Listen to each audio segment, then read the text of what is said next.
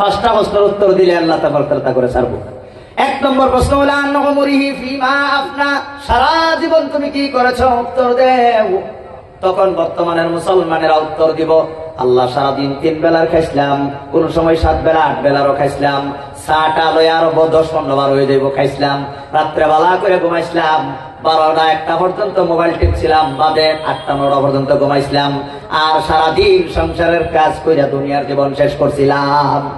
আল্লাহ যদি তখন কয়, তোরে যেই কামে লেগে বানাইছিলাম সেই কামকে লিগে করলি না, খাওয়া দাওয়া তো বল দেও পারে, খাওয়া দাওয়া করে জীবন কাটাইছ, খাওয়া দাওয়া তো বল দেও পারে না, পারে না। ঘুমাইয়া জীবন কাটাইছ, গাধা তো তোর থেকে বেশি ঘুমাইতে পারতো, কথা ঠিক না বেঠিক। সংসার চালাইয়া জীবন শেষ করছ, জিগাইলে বাবা নামাজ পড়ো না, কি বেটা না আমার সময় পাই না, এরকম ব্যস্ততা, এরকম বিউজি, আই এম সো বিউজি, সময় পাই না, আই ডোন্ট হ্যাভ টাইম, আমার টাইম নাই, সময় পাই না। সংসার চালাইতে চালাইতে জীবন শেষ, কুম্বালা মসজিদে যাইতাম রে বা। আল্লাহ কইব, তোমার থেকে সংসার জীব জানোয়ারে আরো বালা কইরা মারত, এক্সপিরিয়েন্স বেশি ছিল। মানুষে 10 বছর কষ্ট কইরা যেই ফলন দিতে না পারে, পথের কুকুরনি 6 মাসে ইয়ার থেকে বেশি ডালায়, কথা বলেন ঠিক কিনা। আমি কিন্তু আগেই পেছি, কথা একটু তিতা লাগতে পারে, কিন্তু বুঝতে হবে আসল কাজ কোনটা আর নকল কাজ কোনটা, এটাই তো আমরা বুঝি না বর্তমান। আসল কোনটা, আসলটা ছাড়িয়া নকল লই আমরা ব্যস্ত।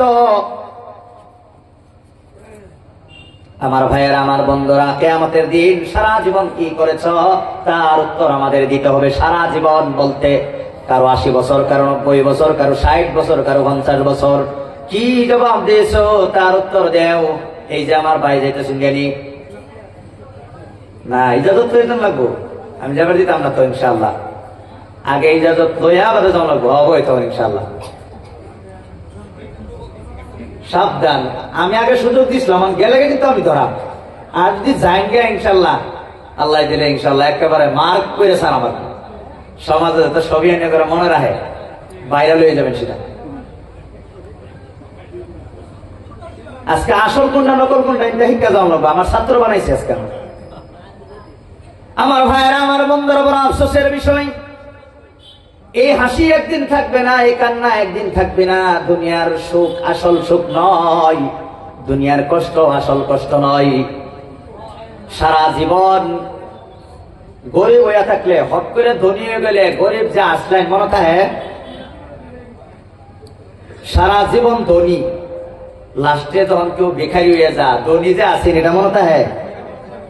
সারা জীবন সুখ শান্তি কইরা যদি তুমি যাও, 400 বছর পর্যন্ত ফেরাউনে সুখ শান্তির মধ্যে ছিল, মরার দিন লোহিত সাগর রেজি গায়ে যখন কি কষ্ট কইরা ফেরাউন গেল।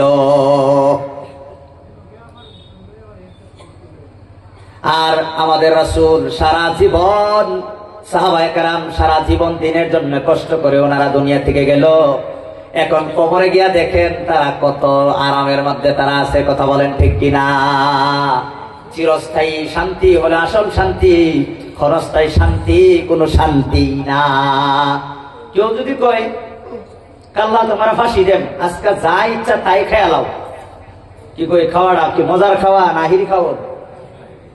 মজার খাওন না আহিরি খাওন? আহিরি খাওন। আখেরাত বাদ দিয়া আখিরাতে আমার জাহান্নাম হইব, এই জাহান্নামটা সামনে লইয়া দুনিয়ার যা খাইতাছি এটা বালা খাওন না, এটা আহিরি খাওন, কথা ঠিক না ঠিক? আসল কাজ হইল আমাদের ইবাদত।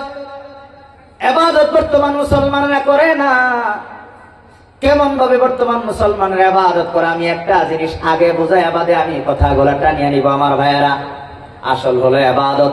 এই ইবাদত যদি থাকে বাকি সব কাজগুলো আপনার কাজে লাগবে। যেমন আমি উদাহরণ দিয়েছিলাম, আজকে যদি ওয়াজ হয় তাহলে মাইকও কাজে লাগবো, জেনারেটরও কাজে লাগবো, প্যান্ডেলও কাজে লাগবো, স্টেজও কাজে লাগবো।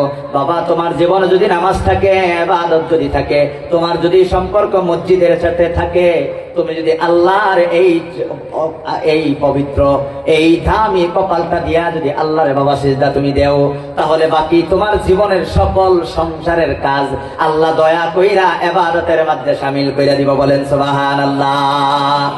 হাদিস শুনেন, রাসূল হাদিসের মধ্যে বলেন, এশারের নামাজ কেউ যদি জামাতের মধ্যে পড়ে, আধা রাত ঘুম তার ইবাদতের সওয়াব আল্লাহ তাআলা দিয়ে দেয়। বলেন সুবহানাল্লাহ। ফজরের নামাজটা যদি জামাতের মধ্যে গিয়ে আবার পরে, সারা রাত ঘুমাইলো মাংনা, কিন্তু সারা রাত আল্লাহ ইবাদতের মধ্যে দিয়ে দিল। বলেন সুবহানাল্লাহ। ইবাদত কইরা যারা দুনিয়ার থেকে যাইব, কিয়ামতের দিন এক নম্বর প্রশ্নের উত্তর দিব, আল্লাহ সারা জীবন তোমার ইবাদত কইরা আইছি।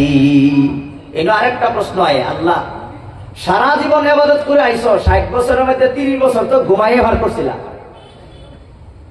কথা হাসান আমি কই, তাহলে কেডা কবির হইব যে সারা জীবন আমি ইবাদত করে আইছি? তারাই কবির হইব যাদের এশার নামাজ এবং ফজরের নামাজ জীবনে মিস হইছে না। কারণ রাসূল বলছে, এশার নামাজ আর ফজরের নামাজ যদি প্রথমে ফার্স্ট এবং লাস্ট যদি নামাজ থাকে, মাঝের এই ঘুমটা তোমার আল্লাহ তাআলা ইবাদতের মধ্যে দিয়া দিব। তাহলে কিয়ামতের দিন যারা এশার আর ফজরের নামাজ মিস নাই, তারা বুক ফুলে আল্লাহর সামনে কইবে, আল্লাহ সারা জীবন ইবাদত করে আইছি। কই সুবহানাল্লাহ।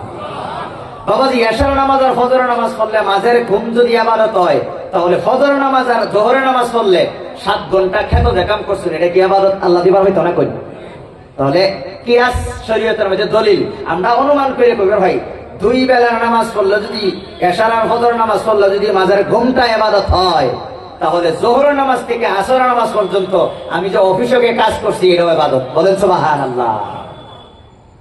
সকাল থেকে নিয়ে 9টা পর্যন্ত যা ফজরের নামাজ পড়িয়া গিয়া, 9টার থেকে লইয়া হাইরা 3টা পর্যন্ত যোহরের নামাজ পড়ছি, আসরের নামাজও পড়ছি। এই নামাজ পড়িয়া যারা নাকি স্কুলে লেখাপড়া করবো, সরকারি চাকরিয়ালা যারা চাকরি করব, সমস্ত কাজগুলো আল্লাহ তাআলা ইবাদতের মধ্যে শামিল করব। বলেন সুবহানাল্লাহ। একটা উদাহরণ দেই, এই যে একটা ব্ল্যাকবোর্ড,